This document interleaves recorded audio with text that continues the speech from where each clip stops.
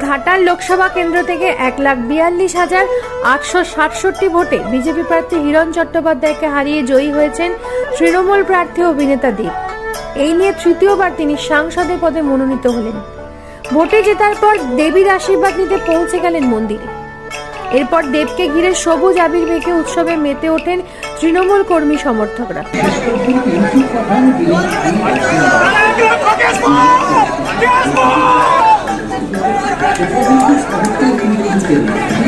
এদিন জনতাকে ধন্যবাদের সঙ্গে কর্মী সমর্থকদের প্রতি কৃতজ্ঞতা প্রকাশ করলেন ঘাটালের নবনির্বাচিত সাংসদ দেব।